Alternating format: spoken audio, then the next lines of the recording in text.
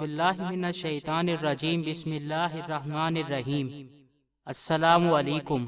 ना मैं आलिम ना मैं फाजिल, ना मुफ्ती ना काजी हूँ, ना दिल मेरा दोज़ख मंगे, ना बहश्तें राज़ी हूँ, ना मैं तरिये रोज़े रखे, ना मैं पाक नमाजी हूँ। बाज विसाल अल्लाह दे बाहू, दुनिया कोड़ी बाजी हूँ। दोस्तों, बर्रे सगीर पाको हिंद में जिन सूफिया कराम ने अपने इल्म व अमल और हुस्न इखलाक से हज़ारों लाखों लोगों को दार इस्लाम में दाखिल किया, उन्हें कुफ्र के अंधेरों से निकालकर उनके दिलों को नूर ईमान से मुनव्वर किया, इस्लामी तालीमात को आम किया और मखलूक खुदा को फ़ायदा पहुँचाया। उनमें से एक अजीमुल मर्तबत सूफ़ी बुज़ुर्ग बुरहानुल वासलीन सुल्तानुल आरिफीन हज़रत ख्वाजा सुल्तान बाहू रहमतुल्लाह अलैह भी हैं। यही वजह है कि उनके दुनिया से रुखसत हो जाने के सैकड़ों साल बाद आज भी उनका नाम जिंदा है। मौजी सामीन कराम, आज की वीडियो में हम हज़रत ख्वाजा सुल्तान बाहू रहमतुल्लाह अलैह की ज़िंदगी के बारे में जानेंगे। वल्लाहु आलम, अल्लाह बेहतर जानने वाला है। हमारे साथ बने रहें। तो चलें शुरू करते हैं। अगर आपने अभी तक हमारा चैनल सब्सक्राइब नहीं किया तो अभी सब्सक्राइब करें और बेल आइकॉन को क्लिक करके हमारी लेटेस्ट वीडियोस के बारे में अपडेट जानें। सब्सक्राइब कीजिए और हम आपको लिए चलेंगे आपकी फेवरेट वीडियो की तरफ। फ्रेंड्स, सुल्तान बाहू रहमतुल्लाह अलैह जमादुस्सानी 1039 हिजरी 17 जनवरी 1630 ईस्वी बरोज़ जुमेरात बवक्त फजर मुग़ल बादशाह शाहजहाँ के अहद हुकूमत में कस्बा शोरकोट ज़िला जंग हिंदुस्तान मौजूदा पाकिस्तान में पैदा हुए। आप ऐवान कबीले से ताल्लुक़ रखते हैं और ऐवानों का शजरा नसब हज़रत अली रज़ी अल्लाह ताला अन्हु से जा मिलता है। ऐवान हज़रत अली रज़ी अल्लाह ताला अन्हु की गैर फ़ातिमी औलाद हैं। आप रहमतुल्लाह अलैह के आबा अजदाद हज़रत इमाम हुसैन रज़ी अल्लाह ताला अन्हु की शहादत के बाद अरब से हिंदुस्तान हिजरत कर आए थे। इब्तिदा में वो ज़िला जहलम के गाँव पिंड दादन खान में रिहाइश पजीर हुए। वहाँ हज़ारों हिंदुओं को दायरे इस्लाम में दाखिल किया। बाद में रिहाइश शोरकोट मुंतकिल कर ली, जहाँ आप रहमतुल्लाह अलैह की पैदाइश हुई। सखी सुल्तान बाहू रहमतुल्लाह अलैह के वालिद बाज़ैद मोहम्मद पेशावर सिपाही थे और शाहजहाँ के लश्कर में मुमताज़ ओहदे पर फाइज थे। मुगलिया शहनशाह शाहजहाँ सुल्तान बाहू रहमतुल्लाह अलैह के ख़ानदान की बहुत इज्जत करते थे। इसने इनके वालिद को बहुत बड़ी जागीर भी दे रखी थी। सुल्तान बाहू रहमतुल्लाह अलैह के वालिद एक साले शरीयत के पाबंद हाफिज़ कुरान फ़क़ीह शख्स थे। सखी सुल्तान बाहू रहमतुल्लाह अलैह की वालदा बीबी रास्ती आरफ़ा कामला थीं और पाकीज़गी और पारसाई में अपने ख़ानदान में मारूफ़ थीं। सुल्तान बाहू रहमतुल्लाह अलैह की पैदाइश से कबल ही बीबी रास्ती को इनके आला मर्तबे की इतला दे दी गई थी और इनके मर्तबा फ़नाफ़ी हो के मुताबिक इनका इस्म गिरामी बाहू अलहामन बता दिया गया था। जैसा कि सुल्तान बाहू रहमतुल्लाह अलैह फरमाते हैं, नाम बाहू मादर बाहू निहाद जान का बाहू दायमी बाहू निहाद। तर्जुमा, बाहू की माँ ने नाम बाहू रखा क्योंकि बाहू हमेशा हो के साथ रहा। सुल्तान बाहू रहमतुल्लाह अलैह पैदाइशी आरिफ बिल्ला थे। अवाइल उम्री में ही आप वारदाते गैबी और फतूहात लारेबी में मुस्तगरक रहते। आपने इब्तिदाई बातनी रूहानी तरबियत अपनी वालदा माजिदा से हासिल की। आपकी पेशानी नूर हक से इस कदर मुनव्वर थी कि अगर कोई काफिर आपके चेहरे पर नज़र डालता तो फ़ौरन कलमा पढ़ लेता और मुसलमान हो जाता। सुल्तान बाहू रहमतुल्लाह अलैह ने हबीबुल्लाह कादरी रहमतुल्लाह अलैह से बातनी तालीम हासिल की। उन्होंने आप रहमतुल्लाह अलैह को तालीम से फारिग करने के बाद अपने उस्ताद पीर अब्दुर्रहमान के पास भेजा, जो इन दिनों दिल्ली में मुकीम थे। बाज़ लोग ये कहते हैं कि सुल्तान बाहू रहमतुल्लाह अलैह पीर अब्दुर्रहमान के हाथ पर बैत की, लेकिन ज़्यादातर इस वाक़े से इख्तलाफ किया जाता है। हाजी मोहम्मदीन गुजराती अपनी किताब फैज़ हिदायत में लिखते हैं कि सुल्तान बाहू रहमतुल्लाह अलैह ने रूहानी तौर पर हज़रत मोहम्मद सल्लल्लाहु अलैहि वसल्लम के दस्ते मुबारक पर बैत हुए थे। आप रहमतुल्लाह अलैह अपनी कुतब में बयान फरमाते हैं कि मैं 30 साल तक मुर्शद कामिल की तलाश में रहा, मगर मुझे अपने पाए कामिल का मुर्शद ना मिल सका। ये इसलिए कि आप फ़क्र के आला तरीन मकाम पर फाइज थे, जहाँ दूसरों की रसाई बहुत मुश्किल थी। चुनाचे आप अपना एक कशफ बयान करते हैं कि एक दफ़ा आप रहमतुल्लाह अलैह याद इलाही में मुस्तगरक شور کوٹ کے نوا میں گھوم رہے تھے کہ اچانک ایک صاحب نور، صاحب حشمت سوار نمودار ہوئے، جنہوں نے اپنائیت سے آپ کو اپنے قریب کیا اور آگاہ کیا کہ میں علی ابن طالب رضی اللہ تعالی عنہ ہوں، اور پھر فرمایا کہ آج تم رسول اللہ صلی اللہ علیہ وسلم کے دربار میں طلب کیے گئے ہو۔ پھر ایک لمحے میں آپ نے خود کو حضرت محمد صلی اللہ علیہ وسلم کی بارگاہ میں پایا۔ اس وقت بارگاہ رسالت میں ابو بکر صدیق رضی اللہ تعالی عنہ، عمر فاروق رضی اللہ تعالی عنہ، عثمان غنی رضی اللہ تعالی عنہ اور تمام اہل بیت حاضر تھے۔ آپ رحمۃ اللہ علیہ کو دیکھتے ہی ابو بکر صدیق رضی اللہ تعالی عنہ نے آپ پر توجہ فرمائی اور مجلس سے رخصت ہو گئے۔ بعد ازاں حضرت عمر رضی اللہ تعالیٰ عنہ اور عثمان غنی رضی اللہ تعالیٰ عنہ بھی توجہ فرمانے کے بعد مجلس سے رخصت ہو گئے۔ پھر آپ صلی اللہ علیہ وسلم نے اپنے دونوں دستے مبارک میری طرف بڑھا کر فرمایا، میرے ہاتھ پکڑو، اور مجھے دونوں ہاتھوں سے بیعت فرمایا۔ بعد ازاں آقا دو جہاں صلی اللہ علیہ وسلم نے آپ رحمۃ اللہ علیہ کو غوث الاعظم شیخ عبد القادر جیلانی کے سپرد فرمایا۔ آپ رحمۃ اللہ علیہ فرماتے ہیں کہ جب فقر کے شاہ سوار نے مجھ پر کرم کی نگاہ کی تو ازل سے ابد تک کا تمام راستہ میں نے طے کر لیا۔ پھر عبد القادر جیلانی کے حکم پہ حضرت سلطان باہو رحمۃ اللہ علیہ نے دہلی میں عبد الرحمن جیلانی دہلوی کے ہاتھ پر ظاہری بیعت کی۔ ایک ہی ملاقات میں فقر کی وراثت کی صورت میں اپنا ازلی نصیب ان سے حاصل کر لیا۔ سلطان باہو رحمۃ اللہ علیہ اعلیٰ ترین پائے کے مرشد کامل اکمل ہیں۔ آپ رحمۃ اللہ علیہ فرماتے ہیں، ہر کے طالب حق بود من حاضرم، ز ابتدا تا انتہا یکدم برم، طالب بیا طالب بیا طالب بیا تا رسانم روز اول با خدا۔ ترجمہ: ہر وہ شخص جو حق تعالیٰ کا طالب ہے، میں اس کے لیے حاضر ہوں، میں اسے ابتدا سے انتہا تک فوراً پہنچا دیتا ہوں۔ اے طالب آ، اے طالب آ، اے طالب آ، تاکہ میں تجھے پہلے ہی دن اللہ تعالیٰ تک پہنچا دوں۔ فقر میں سلطان باہو رحمۃ اللہ علیہ کا وہ مقام ہے جو کسی کے وہم و گمان سے بھی بالا تر ہے۔ آپ سلطان الفقر پنجم ہیں، آپ کو خاص روحانی قوت حاصل ہے۔ آپ رحمۃ اللہ علیہ فرماتے ہیں کہ جب سے لطف ازلی کے باعث حقیقت حق کی عین نوازش سے سربلندی حاصل ہوئی ہے اور حضرت محمد صلی اللہ علیہ وسلم سے تمام خلقت، کیا مسلم کیا کافر، کیا بانصیب کیا بے نصیب، کیا زندہ کیا مردہ، سب کو ہدایت کا حکم ملا ہے۔ سلطان باہو رحمۃ اللہ علیہ ہر لمحے استغراق کے حق میں مستغرق رہنے کی وجہ سے ظاہری علم حاصل نہیں کیا، لیکن پھر بھی آپ نے طالبان مولا کی رہنمائی کے لیے 140 کتب تصنیف فرمائی۔ آپ کی تمام کتب علم لدنی کا شاہکار ہیں۔ سلطان بخش قادری رحمۃ اللہ علیہ، جنہوں نے تواریخ سلطان باہو رحمۃ اللہ علیہ لکھی ہے، اور دوسرے تذکرہ نگاروں کا کہنا ہے کہ انہوں نے تصوف کے مسائل پر فارسی اور عربی زبان میں 140 کتابیں لکھی تھیں۔ باحوالہ مناقب السلطانی، صفحہ نمبر 8۔ ان کتب کا سب سے بڑا معجزہ یہ ہے کہ انہیں ادب اور اعتقاد سے پڑھنے والے کی معرفت الہی کی منازل طے کرنے کے لیے راہ فقر اختیار کرنے اور مرشد کامل اکمل تک رہنمائی ہو جاتی ہے۔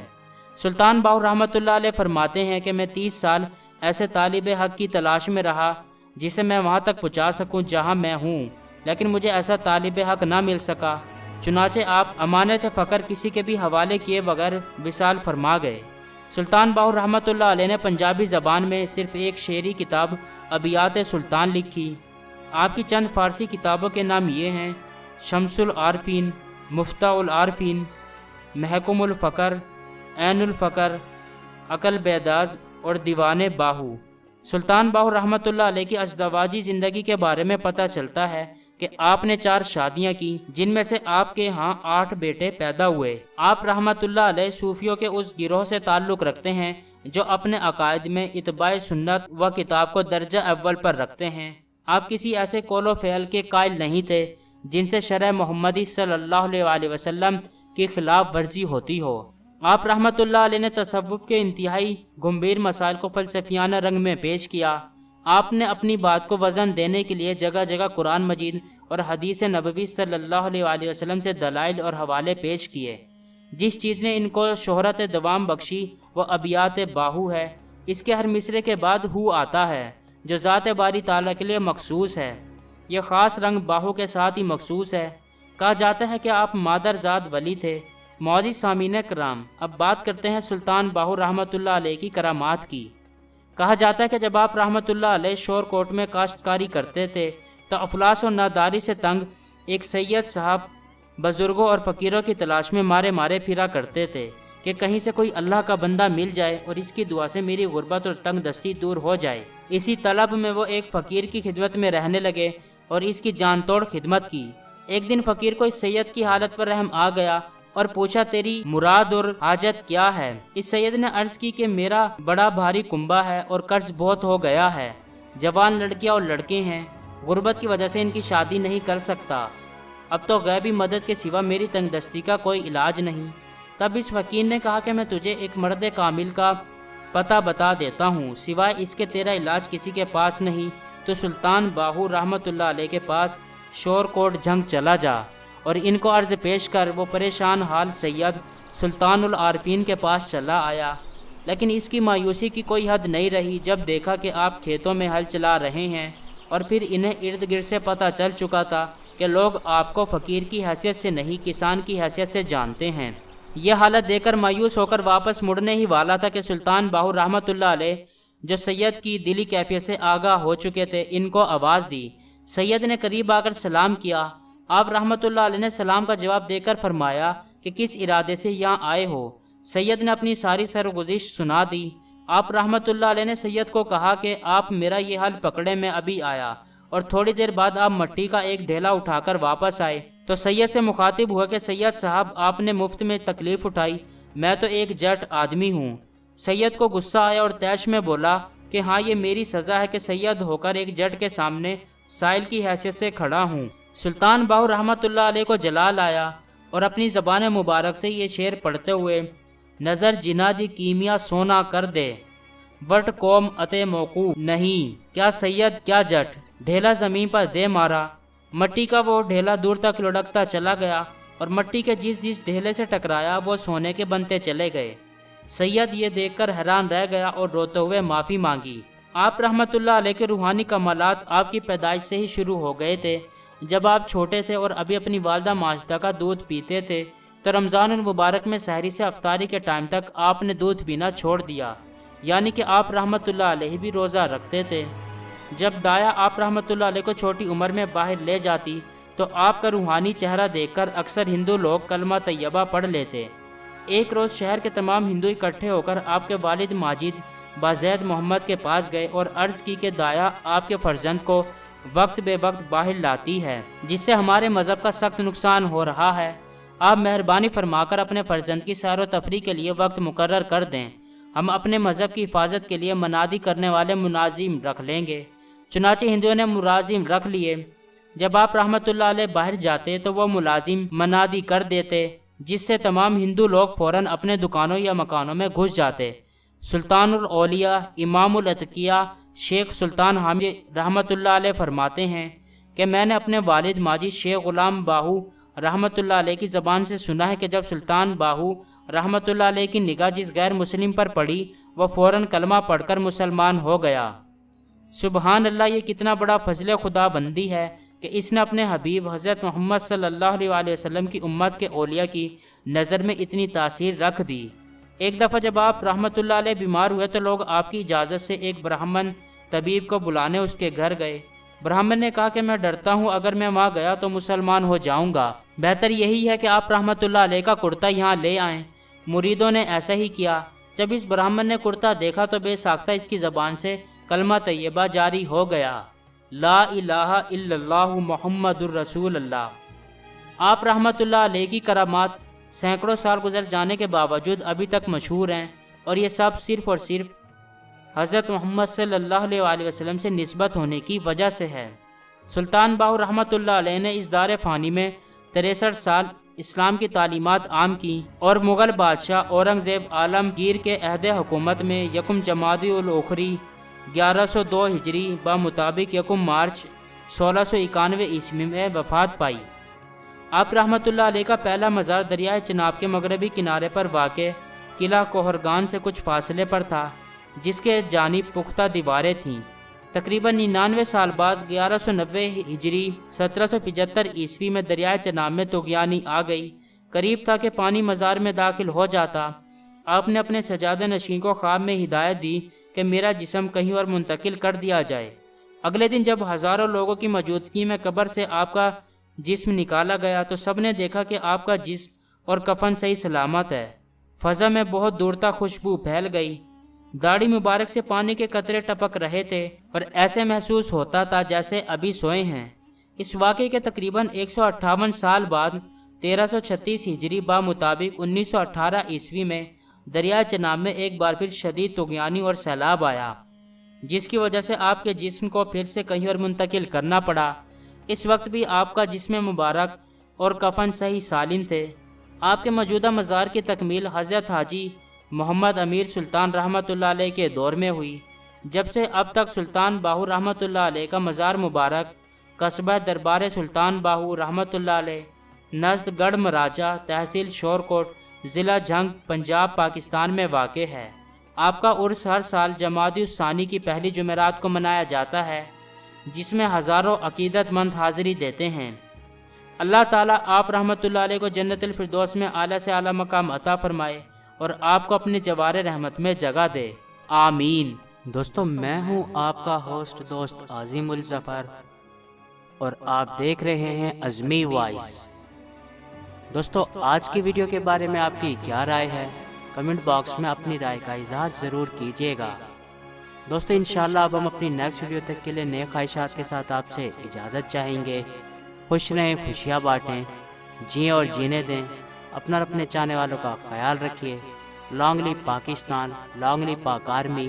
اللہ ہم سب کا حامی و ناصر ہو۔ فی Aman Ullah, good bye.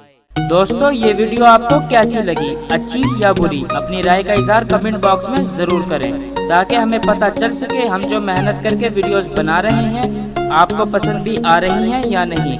Videos کو لائک، کمنٹ یا شیئر کرنے کے آپ کے بالکل بھی پیسے نہیں لگیں گے، البتہ ہماری حوصلہ افزائی ضرور ہوگی، اور اگر ویڈیو میں کوئی خرابی ہے تو ہم اس کو دور کر پائیں گے۔ شکریہ۔